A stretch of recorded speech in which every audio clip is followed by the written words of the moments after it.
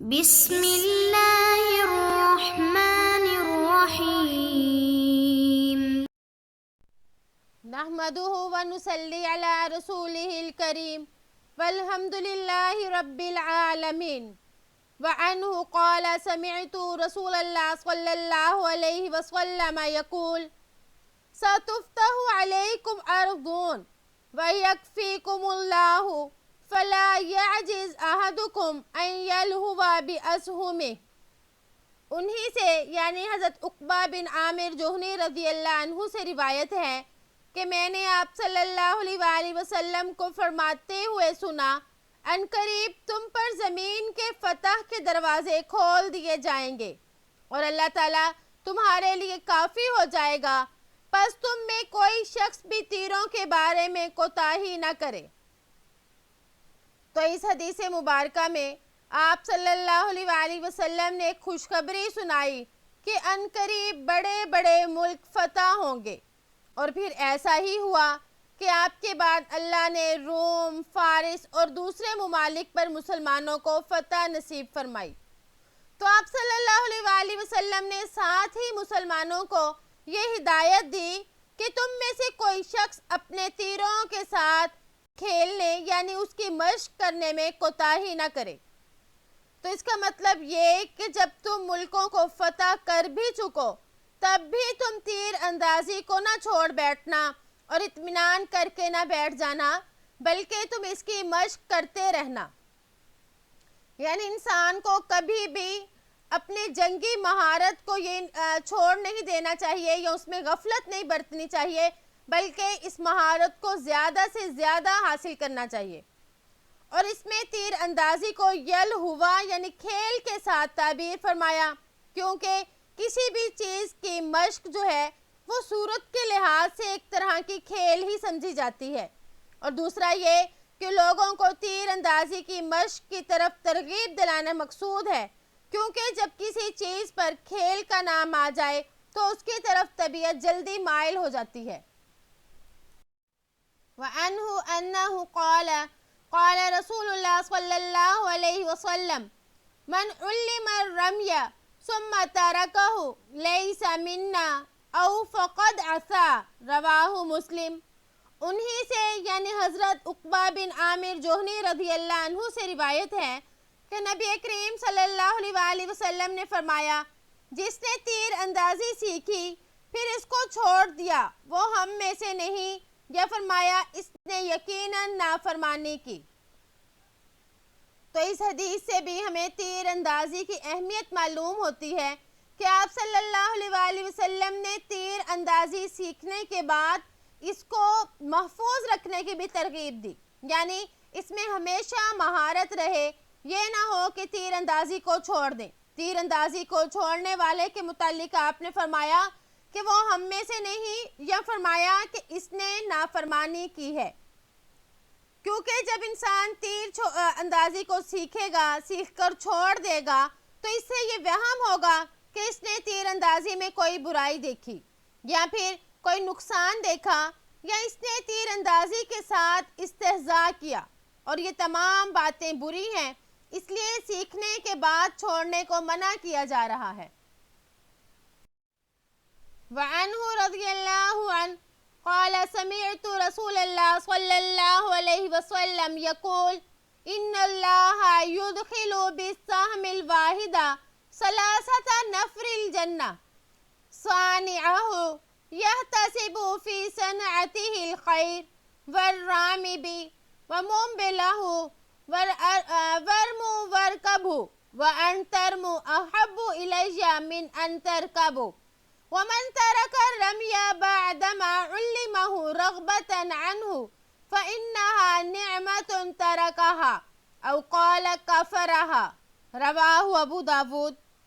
انہی سے یعنی حضرت عقبہ بن عامر جوہنی رضی اللہ عنہ سے روایت ہے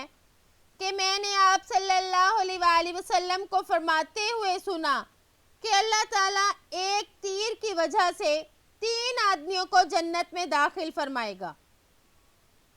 اس کے بنانے والے کو جو اس کے بنانے میں بھلائی کی نیت کرے، تیر چلانے والے کو ترکش سے تیر نکال کر دینے والے کو، تم تیر اندازی اور گھڑ سواری سیکھو، اور مجھے تمہارا تیر اندازی کا سیکھنا گھڑ سواری کے سیکھنے سے زیادہ محبوب ہے، اور جس نے بے رغبتی کی وجہ سے تیر اندازی سیکھنے کے بعد چھوڑ دی تو اس نے نعمت کو چھوڑ دیا، یا یہ فرمایا کہ اس نے ایک نعمت کی ناشکری کی۔ تو اس حدیث میں بھی تیر اندازی اور تیر کی اہمیت کو بیان کیا جا رہا ہے کہ ایک تیر ہے مگر اس کے ذریعے سے 3 آدمی جنت میں پہنچ سکتے ہیں۔ نمبر 1 تیر بنانے والا جو صحیح نیت اور صحیح جذبے سے تیر بنائے، نمبر 2 دشمنوں پر تیر چلانے والا، اور نمبر 3 تیر کو پکڑانے والا۔ منبلہ اس کے علماء نے کئی ترجمے کیے، مثلا وہ شخص جو تیر واپس لا کر دیتا ہے، یا وہ جو تیر کو پکڑاتا ہے، یا وہ جو اس کے لیے تیر تیار کرتا ہے، تو اس میں کوئی بھی ہو سکتا ہے۔ پھر آپ صلی اللہ علیہ وآلہ وسلم نے فرمایا رغبتاً عنہ، یعنی جو اس سے بے رغبتی کرتے ہوئے تیر اندازی سیکھنے کے بعد چھوڑ دے، تو اس سے مراد ہے کہ جہاد سے اعراض کرتے ہوئے اگر وہ ایسا کرے گا تو پھر اس کے بارے میں فرمایا کہ اس نے نعمت کو چھوڑا یا اس نے اس کی ناقدری کی، اور اگر کسی عذر کی بنا پر اس نے ایسا کیا تو پھر اس کی معافی کی امید ہے۔ وعن سلمى بن اکوع رضی اللہ عنہ قال مر النبی صلی اللہ علیہ وسلم على نفر ينتظلون فقال ارموا بني اسماعیل فإن اباكم كان رامیا، رواہ البخاری۔ حضرت سلمہ بن اکوع رضی اللہ عنہ سے روایت ہے کہ نبی کریم صلی اللہ علیہ وآلہ وسلم کا ایک ایسی جماعت سے گزر ہوا جو بطور مقابلہ تیر اندازی کر رہے تھے، تو آپ صلی اللہ علیہ وآلہ وسلم نے فرمایا اے اولاد اسماعیل تم تیر اندازی کرو، اس لیے کہ تمہارے باپ بھی تیر انداز تھے۔ تو آپ صلی اللہ علیہ وآلہ وسلم نے عربوں کو بنی اسماعیل کہا، تو عربوں کو بنی اسماعیل بھی کہا جاتا ہے کیونکہ یہ حضرت ابراہیم علیہ السلام کے بیٹے حضرت اسماعیل کی اولاد میں سے ہیں، اور اسی لیے حضرت ابراہیم علیہ السلام کو نبی کریم صلی اللہ علیہ وآلہ وسلم کے اجداد میں شمار کیا جاتا ہے، کیونکہ آپ حضرت ابراہیم کے بیٹے حضرت اسماعیل کی نسل میں سے ہیں۔ تو آپ صلی اللہ علیہ وآلہ وسلم نے یہاں بھی تیر اندازی کی ترغیب دی۔ جب دیکھا کہ وہ اس کا مقابلہ کر رہے ہیں تو آپ صلی اللہ علیہ وآلہ وسلم نے اس کو پسند فرمایا اور انہیں اور ابھارا اس بات پر کہ تم تیر اندازی سیکھو، تیر اندازی کرو۔ وعن عمر بن عبسہ رضی اللہ عنہ قال سمعت رسول اللہ صلی اللہ علیہ وسلم یقول من رما بسهم فی سبیل اللہ فہو لہ عدل محرر۔ حضرت عمر بن عبسہ رضی اللہ عنہ سے روایت ہے کہ میں نے نبی کریم صلی اللہ علیہ وآلہ وسلم کو فرماتے ہوئے سنا جس نے اللہ کے راستے میں ایک تیر چلایا پس اس کے لیے ایک غلام آزاد کرنے کے برابر ثواب ہے۔ تو اس حدیث میں تیر چلانے کی فضیلت کو بیان کیا جا رہا ہے کہ ایک تیر چلانے پر ایک غلام آزاد کرنے کا ثواب ملتا ہے۔ اس لیے آدمی کی تمنا یہ ہو کہ میں کثرت سے جہاد میں شرکت کروں اور وہاں پر خوب تیر چلاؤں تاکہ مجھے بہت زیادہ غلاموں کو آزاد کرنے کا اجر و ثواب ملے۔ اور ایک دوسری روایت میں یہ بھی آتا ہے کہ جس نے تیر چلایا خواہ وہ تیر دشمن کو لگے یا نہ لگے، ہر صورت میں اس کو غلام آزاد کرنے کا ثواب ملتا ہے۔ وعن ابی یحییٰ قریم بن فاتق رضی اللہ عنہ قال قال رسول اللہ صلی اللہ علیہ وسلم من انفق نفقة فی سبیل اللہ کتب له ب700 ضعف، رواہ ترمذی وقال حدیث حسن۔ حضرت ابو یحییٰ قریم بن فاتق رضی اللہ عنہ سے روایت ہے کہ نبی کریم صلی اللہ علیہ وآلہ وسلم نے فرمایا جو اللہ کے راستے میں کچھ خرچ کرے تو اس کے لیے 700 گنا اجر لکھا جاتا ہے۔ ترمذی نے اس کو روایت کیا اور فرمایا یہ حدیث حسن ہے۔ تو اس میں اللہ کے راستے میں مال خرچ کرنے کی فضیلت بیان کی جا رہی ہے کہ جو 1 روپیہ خرچ کرے تو اس کے بدلے میں کم از کم 700 گنا اس کو اجر ملے گا۔ اور قرآن پاک میں بھی ایک آیت میں اسی کو بیان فرمایا، واللہ یضاعف لمن یشاء، یعنی اللہ جس کے لیے چاہے اور زیادہ اجر فرما دیں گے۔ تو اس سے معلوم ہوا کہ اللہ کے راستے میں جان، مال، مہارت کچھ بھی ہے، سب کچھ خرچ کرنے کا اجر و ثواب ملتا ہے۔ تو یہاں پر اللہ کے راستے میں مراد جو ہے یہ جہاد وغیرہ ہے، لیکن اس کے علاوہ ہر وہ راستہ ہے جو اللہ تعالیٰ کی طرف لے جائے، یعنی چاہے وہ حج کے قافلے ہوں، چاہے وہ دعوت و تبلیغ ہو، کچھ بھی ہو، یعنی اللہ تعالیٰ کے دین کی بلندی کے لیے، اللہ تعالیٰ کے احکامات کو پورا کرنے کے لیے، جیسے کوئی مدرسے میں بچے پڑھ رہے ہیں یعنی وہ طلب علم کے لیے ہیں، تو کسی بھی طرح سے ہو تو اس میں اگر کوئی پیسہ خرچ کرے گا تو اللہ تعالیٰ اس کو بہت زیادہ اجر و ثواب عطا فرمائیں گے۔ وعن ابی سعید رضی اللہ عنہ قال قال رسول اللہ صلی اللہ علیہ وسلم ما من عبد يصوم يوما في سبيل الله إلا باعد الله بذلك اليوم وجهه عن النار 70 خريفا، متفق علیہ۔ حضرت ابو سعید رضی اللہ عنہ سے روایت ہے کہ رسول اللہ صلی اللہ علیہ وآلہ وسلم نے فرمایا، جو بندہ اللہ کے راستے میں 1 دن کا روزہ رکھتا ہے تو اللہ جل شانہ اس 1 دن کے بدلے اس کے چہرے کو جہنم سے 70 سال کے بقدر دور کر دیتے ہیں۔ یہ روایت اگرچہ باب الصوم میں گزر چکی ہے، لیکن علامہ نووی رحمہ اللہ اس کو دوبارہ یہاں پر اس لیے ذکر فرما رہے ہیں کہ اس میں اللہ کے راستے میں روزہ رکھنے کی فضیلت کا ذکر ہے،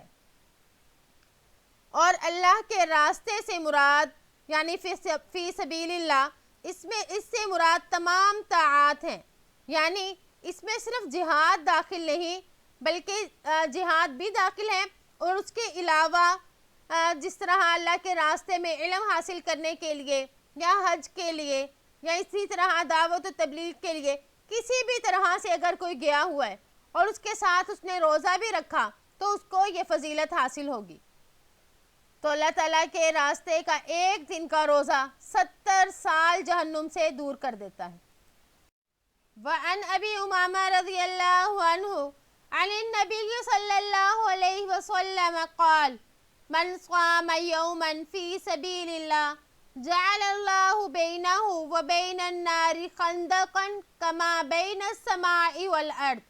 رواہ ترمذی وقال حدیث حسن صحیح۔ حضرت ابو امامہ رضی اللہ عنہ سے روایت ہے کہ نبی کریم صلی اللہ علیہ وآلہ وسلم نے فرمایا، جو اللہ کے راستے میں 1 دن کا روزہ رکھتا ہے تو اللہ تعالیٰ اس کے اور جہنم کی آگ کے درمیان آسمان اور زمین کے فاصلے کے بقدر خندق ڈال دیتے ہیں۔ ترمذی نے اس کو روایت کیا اور امام ترمذی نے فرمایا یہ حدیث حسن صحیح ہے۔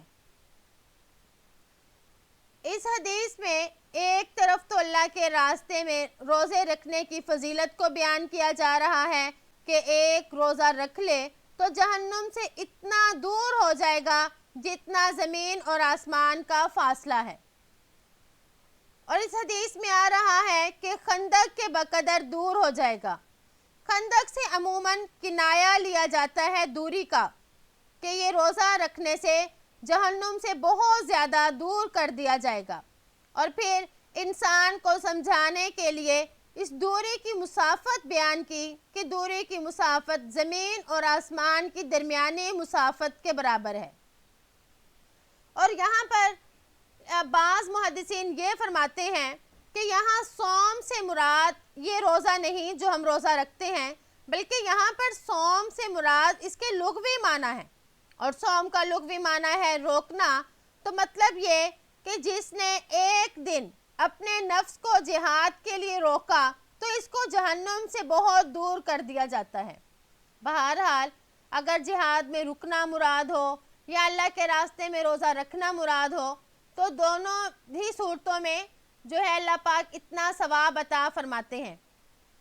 اور ہم نے جہاد کی ویسے بھی بہت زیادہ فضیلتیں پڑھی، جہاد تو خود بہت فضیلت والا عمل ہے، اور یہاں پر اللہ کے راستے سے مراد جیسے کہ آپ کو بیان کیا پہلے فرمایا کہ اللہ کے راستے سے مراد صرف جہاد نہیں بلکہ تمام وہ راستے ہیں جو اللہ تعالیٰ کی رضا حاصل کرنے کے لیے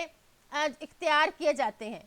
تو اللہ کی رضا کے لیے کوئی دین حاصل کرے یا کوئی بھی کام کرے تو اس کے ساتھ ساتھ وہ روزہ بھی رکھے تو اس کی یہ فضیلت ہے۔ امید ہے کہ آپ کو آج کا سبق سمجھ آ گیا ہوگا کہ جہاد کی بھی بہت فضیلت ہے، اور جو جہاد کے لیے ذرائع اور اسباب ہیں ان کی بھی بہت زیادہ فضیلت ہے۔ السلام علیکم ورحمۃ اللہ وبرکاتہ۔